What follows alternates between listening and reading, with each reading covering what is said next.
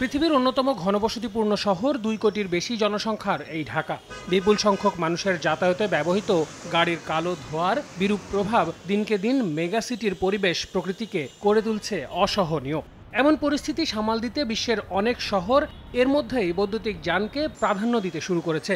প্রথাগত গ্যাসোলিন চালিত যানগুলোর তুলনায় একে অনেক বেশি পরিচ্ছন্ন এবং কার্যকর বিকল্প হিসেবেও মনে করছেন অনেকেই।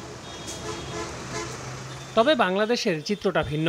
আইনের দুর্বলতার সুযোগে একদিকে ব্যাটারি চালিত 3 চাকার যান অবাধে দাপিয়ে বেড়াচ্ছে বিভিন্ন সড়ক, অন্যদিকে প্রতি কিলোওয়াটকে 20 সিসি ইঞ্জিন ক্ষমতার সমান নির্ধারণ করে বিআরটিএ 150 কিলোওয়াটের বৈদ্যুতিক গাড়ির নিবন্ধন ফি করে রেখেছে বিলাসবহুল পেট্রোল চালিত গাড়ির সমান। এমন উচ্চ নিবন্ধন ফি এবং আমদানি শুল্কের মতো আর্থিক বাধাগুলো দেশে ইভি বিপ্লবের পথে বড় বাধা। দেখা যাচ্ছে যে শ্বাসকষ্টের সমস্যা হচ্ছে। যদি ইলেকট্রিক বাস যদি নামে তাহলে এই যে লক্কর বাস যেগুলো আছে সেগুলো সম্পূর্ণ কমে যাবে, ডিজেলের গন্ধটা আসবে না, তারাও বাস আসতে যাবে যারা বাসে উঠতে পারে না। 2023-এর নভেম্বর থেকে ঢাকার রাস্তায় 80টি এবং চট্টগ্রামের রাস্তায় 20টি বৈদ্যুতিক বাস চালুর কথা ছিল। 2019-এ সেই প্রক্রিয়া শুরু হলেও আজও পর্যন্ত দেশের কোথাওই কিন্তু কোনো বৈদ্যুতিক বাসের দেখা মেলে না। সারা দেশে ইলেকট্রিক ভেহিকল বা ইভি চার্জিং স্টেশন মাত্র 14টি, আর পাবলিক চার্জিং স্টেশন নেই বললেই চলে।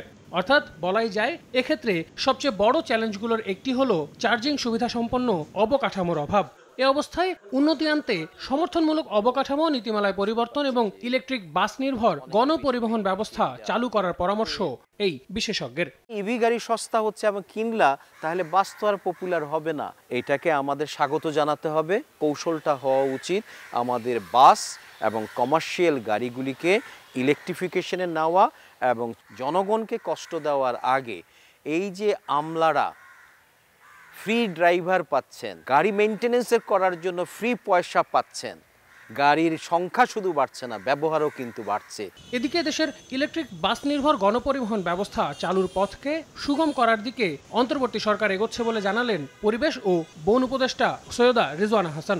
বিশ্বের অন্যান্য দেশের মধ্যে এই ইলেকট্রনিক ভেহিকেল যেটা আছে সেদিকে যাওয়ার যে প্রবণতা আমরা মনে করি সেটাকে আমরা সমর্থন করেই নীতি প্রণয়ন করে যেতে পারবো। সেই নীতিগত সিদ্ধান্ত বাস্তবায়নে আমরা কতটুকু সময় পাবো সেটা আমাদের পরবর্তী সময়ে দেখা যাবে। 2023-এর জানুয়ারি থেকে বিক্রি শুরু হয়ে 2024 সালের শেষ নাগাদ নিবন্ধিত ইভির সংখ্যা মাত্র 300।